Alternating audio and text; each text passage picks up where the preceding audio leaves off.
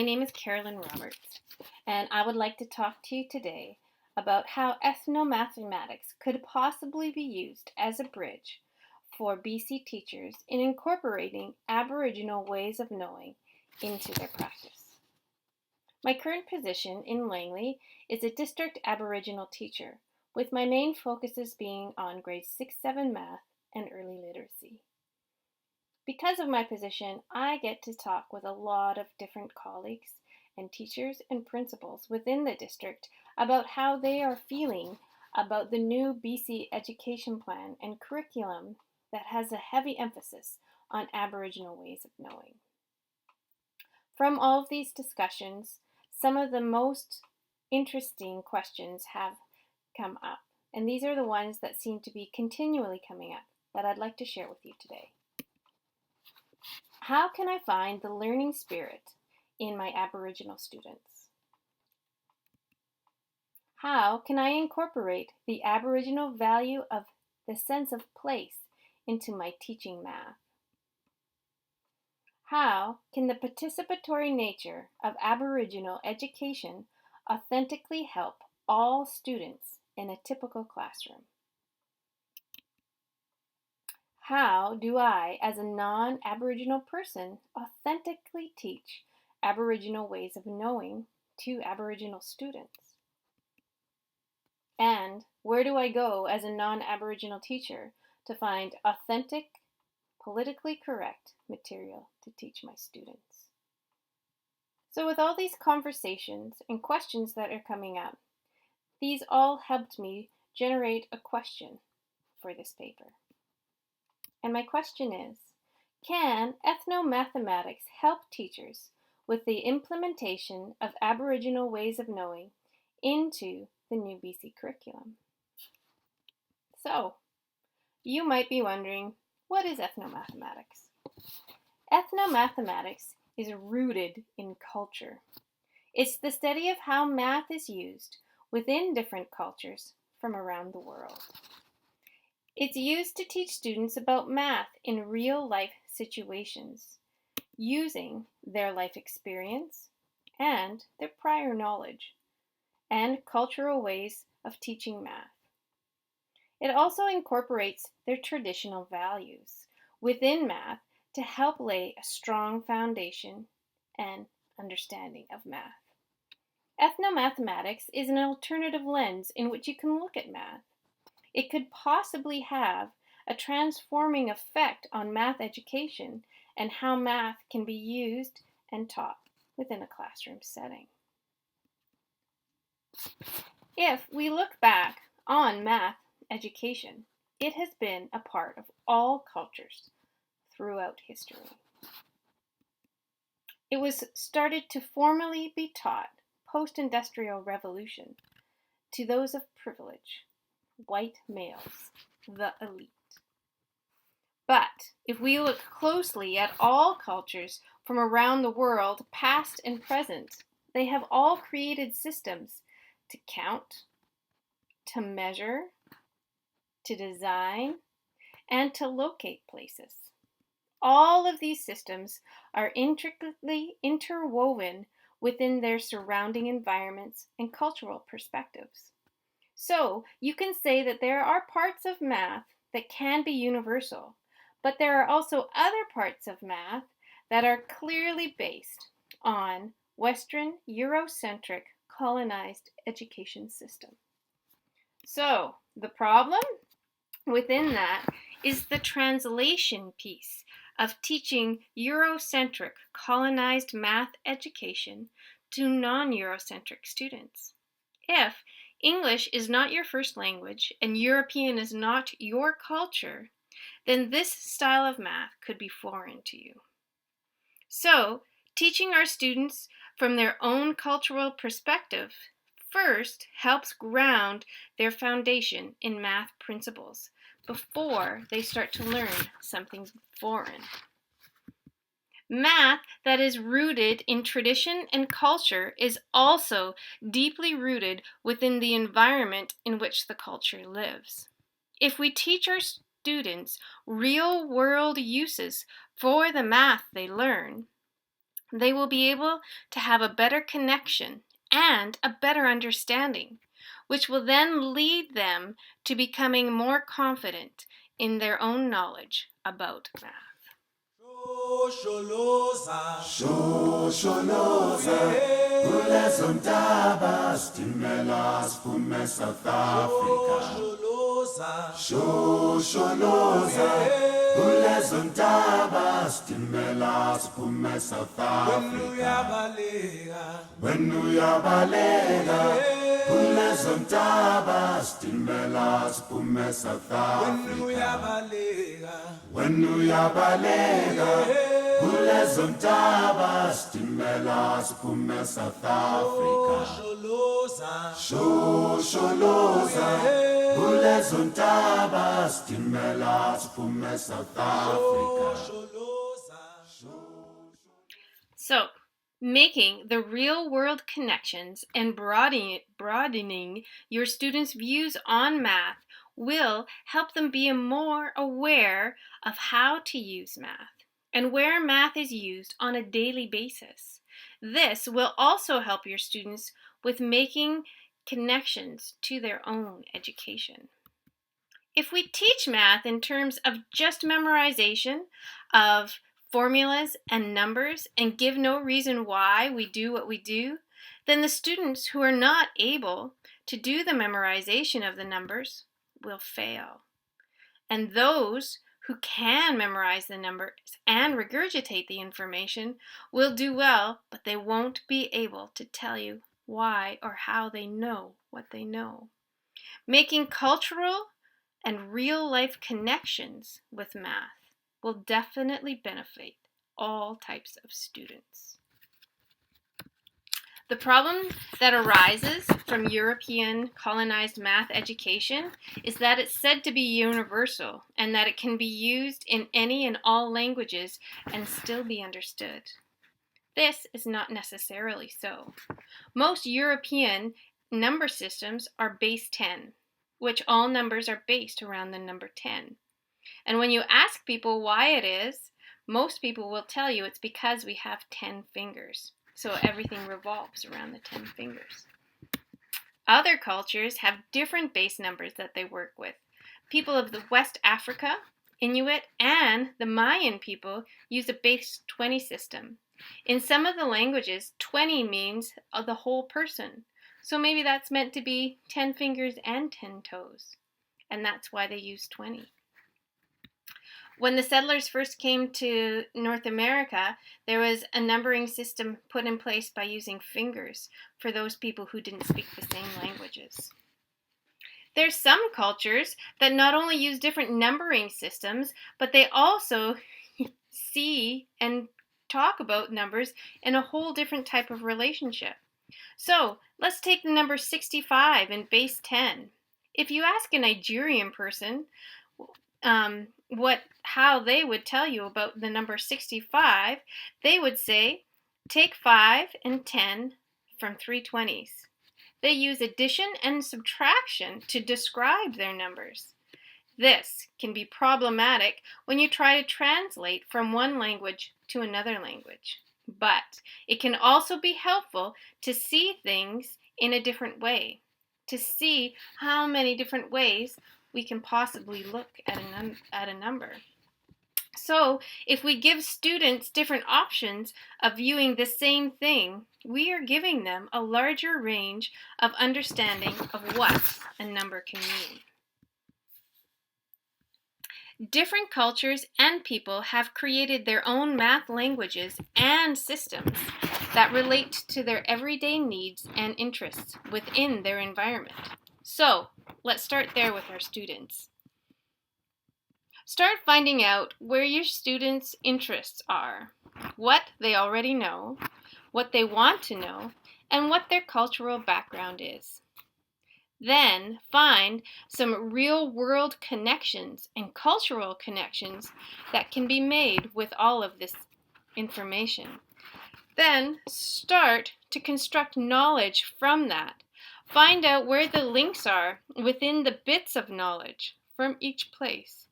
Then start to link together the bits. But Keep in mind that the relationship between the bits are just as important as the bits themselves. When we link students and cultures with the knowledge, this will not only ground the knowledge, but it also gives students a sense of pride in their culture and who they are as a person. We want to give meaning to the things that we are teaching our children in order for them to feel connected to their education and also feel connected to their surrounding world. With ethnomathematics and Aboriginal culture, it is my hope that we can start regaining our connection to our culture and heritage that has been lost. Regaining the importance of the connection and relationship is how I can see ethnomathematics being used as a tool for learning within the BC curriculum. So, is ethnomathematics bringing diversity to the mainstream? Could it help in decolonizing our school systems that we have currently in place? My concerns and my questions and my reservations about it is I don't really see decolonization as something that's actually going to be possible or happen. But I do like the definition that Smith states about decolonization. Decolonization does not mean and has not meant a total rejection of all theory or research or Western knowledge. It is about centering our concerns and our worldviews and then coming to know and understand theory and research from our own perspective and for our own purpose. My interpretation of this is, as we move forward, we should be asking more people to come to the table of curriculum development and collaborating with more people all the time and often to see how we can improve our current education system. My concerns about trying to incorporate Aboriginal knowledge into our school system is that we'll be taking the knowledge away from where it originates. We are removing the information and knowledge from the place from where it was developed and rooted. We then put math principles to things that aren't typically known as math in the Aboriginal culture. It is only known as math in the Western knowledge and education system and mathematicians. What it's doing is decontextualizing the Aboriginal knowledge and its original meaning. So the actual knowledge itself gets lost in translation from one place to another place. It's like Kovacs states, and this is my favorite visual for this, is that we are taking the tree all by itself and trying to place it within a different system. So here the tree is our knowledge, and we're taking that knowledge and we're putting it in to a different knowledge system. And what we leave behind are the roots and the ground, which is the foundation of this knowledge.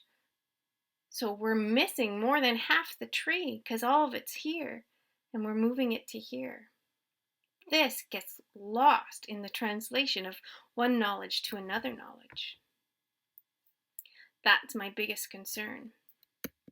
What ethnomathematics can bring to us as teachers is broaden our awareness of how to view and teach math. It can help us as teachers see math in more than one way and help us teach our students that have different learning abilities. From this cartoon, it's my favorite, that shows what our typical classrooms are looking like. For a fair selection, everybody has to take the same exam. Please climb the tree. And as you can see in the picture, not everybody's going to be able to do that. And we face those same challenges within our classrooms today. And what ethnomathematics could possibly do for some of these students is it could open some doors to students, some doors that weren't open before to them, that were closed off to. So it could be used that way in order to help them. We can use ethnomathematics as a holistic approach to teaching. We can think of it as a stage of math development for our students. A stage that could help ground and root math knowledge into our natural world around us and help us make those connections, with the hopes that we might be able to reach some more learners and enhance our students' ability to make meaningful connections with their learning and hopefully making a deeper connection to their own education. After reading and researching about ethnomathematics, I thought that I have found this bridge that could be used to bridge Aboriginal ways of knowing into our current system, our current education system. But after reading and researching all this, I found myself in a paradox. A paradox of how can we incorporate this into the system without losing so much of the important information that's within the culture? And is that possible to take that culture out and put it into the system? Or do we need to look at the systems? Do we need to look at the school system the way it is now and keep it Western colonized European education system and only teach that way and one way to everybody so that everybody's on an even playing field? Well, that's what we're doing now, and it doesn't seem to be working. So what's another alternative? What's another option that we could do? Another option is that we could take our system that we have and try to broaden it and try to make it more accessible to more learners by taking other cultures and other knowledges and putting them into that knowledge system. But then, as Kovacs states, there's so much that gets lost in translation by taking one knowledge from another system and trying to put it into a system where it doesn't belong. There's so much stuff that gets lost in translation. And not only does that get lost in translation, you're saying, here's your Aboriginal knowledge and here's your place within the Western colonized education system. So we're giving it a place, we're including it, but what we're actually doing is excluding it because we're keeping it at arm's length, saying here's where you can do all of your Aboriginal stuff, but it's only within our system and we're going to stay here and you're going to stay there. So they're actually excluding it. So does that make sense? Does that help our situation? No. So then what's another option? Another option is that we could take all these cultural information and all these different knowledge systems and then have a whole huge array of different schools open to everybody, and whoever wants to go to where they feel like they should go. They should all go to where they belong in these schools. So then we're isolating people also. But then we have to have some kind of overarching thing that says you guys can have your own ways, but within those own ways, we still have to have productive members of society in the 21st century. Is this possible? Does this make sense? I have no idea. So, as we walk through this paradox of this education system and what we're going to do for our children, who knows what the future holds for our students and our children? What's the future going to look like? What skills are our children going to need for that future? And how can our traditions and history and heritage and cultural ways help our students make a better future for everybody? I believe that the answers lie within making connections with each other as teachers, collaborating, bringing more people to the table, asking more questions, and having more discussions about that. We also need to make connections with our history. We need to make connections with our environment, our surrounding world. We need to have our students connected to the place in which we live. And I think the most important connection that we need to make as teachers is making connections with our students. Making those connections will help us become better teachers and better connections to the world around us. I do believe that ethnomathematics can be used as a tool for BC teachers, But we must remember we need to walk softly as we venture into this new way of teaching. We have to walk softly with extreme care. Trying to combine complex epistemologies together, be very aware of what's going to get lost in translation as we transfer one knowledge into another. Be very mindful of what gets left out, and be sure that we don't completely lose the foundation in which this knowledge has come from. Thank you for listening to me today. I hope that this gives you some insights that might be helpful as we move forward into the new BC curriculum. It is my hope that more changes can be made within the system. I hope that more people are asked to come to the table in creating new curriculum, and that there's more discussions about how we educate our future generations.